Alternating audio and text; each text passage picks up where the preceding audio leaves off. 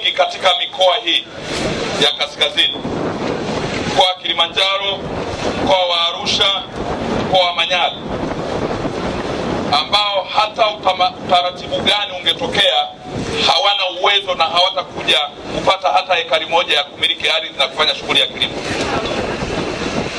Nimeelekeza viongozi wa mikoa hii, moja ya kazi yangu mimi ni resettlement. Kama wako vijana wengine ambao wako tayari kutumia nguvu zao kutekeleza kauli mbiu ya Rais Magufuli ya hapa kazi tu, wako tayari niwapeleke Katavi, Sumbawanga, Morogoro, Muheza, nikawape ardhi ya kulima, niko tayari kufanya jambo hili. Niko tayari kuwasaidia kutekeleza kauli mbiu ya Rais Magufuli ya hapa kazi tu, kwa hawa vijana wote wanaopunga mikono barabarani bila kazi, watafutia ardhi wakalime, wahame kabisa huku, waende kule wakaanzishe vijiji vyao vipya huko mahali pengine. Sasa huu utaratibu utafanywa na wakuu wa wilaya na wakuu wa mikoa. Mimi nitawaonyesha maeneo ya kwenda. Wazazi wenu watawachangia nauli, mtafika huko, mtakuja na mablanketi yenu na sufuria yenu, lakini tutawafanyia utaratibu wa kuwapeni ardhi katika mikoa mingine. Lakini kama mnafikiri ni wakati wenu nyinyi watu wazima kumiliki miji miwili, haiwezekani.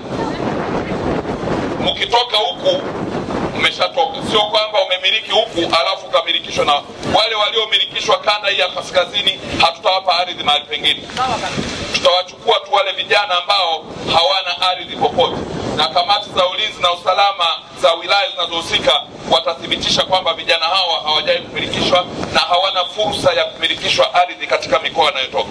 Tutawapa ardhi mahali pengine, wataendeleza makazi maeneo mengine, kwa sababu nchi hii haina mipaka na haina ubaguzi. Mtu anaweza kutoka Kilimanjaro akaishi Sumbawanga, na wa Sumbawanga anaweza akaishi Arumeru. Kwa hiyo ni fursa vile vile nimewapa. Mimi najua hata tungefuta ardhi yote inawezekana isiwatosheleze vijana wa Arumeru. Kwa hiyo fursa hiyo iko. Mimi ndio waziri wa makazi, nipo tayari kuwatafutieni makazi vijana nyinyi wa Arumeru mtakaokosa makazi katika maeneo haya. Hapana sababu ya kuchukia serikali yenu. Serikali yenu inatawala ardhi kubwa. Tuambieni, tutawapeni makazi katika mikoa mingine. Tunayo ardhi ya kutosha. Umeelewana? Ardhi yote ya Tanzania ni ardhi ya rais. Rais anaweza akaelekeza tukatenga ardhi mahali popote, hata kama ni ardhi ya serikali, tukawapeleka tukaanzisha maisha yenu kule na mkatekeleza kauli mbiu ya hapa kazi tu. Tunaelewana Arumeru? Kwa hiyo fursa nyingine iko. Yatafutwa mashamba yasiyoendeleza, lakini yanaweza asitosheleze, lakini iko fursa nyingine ya kuwapeleka maeneo mengine ili mkafanye kazi, mjitegemee, hela iingie mfukoni. Hela haitaingia mfukoni bila kuvuja jasho. Na mtaji pekee unaweza kufanya ukavuja jasho na ukapata hela ni kilimo. Kwa hiyo serikali yenu iko tayari kupitia wizara yangu kuwatafutia ardhi, na nyingi tu Mheshimiwa Rais ameshafuta. Ziko Kibaha, ziko Mkuranga, ziko Bagamoyo, ziko Kisarawe, ziko Bukoba, ziko sijui Katavi huko, Sumbawanga, ziko Mbeya, ziko Morogoro, kila mahali. Hatuwezi kushindwa kuwapa kazi na ajira ya kilimo vijana wetu wa Tanzania. Tutawapeni.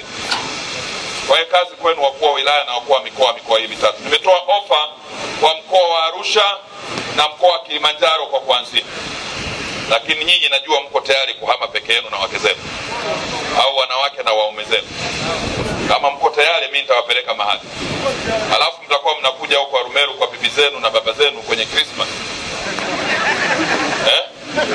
Kula wali tu, lakini mna miji yenu huko Morogoro. Tanzania ni moja. Sio lazima umezaliwa hapa lazima uishi Arumeru maisha yote.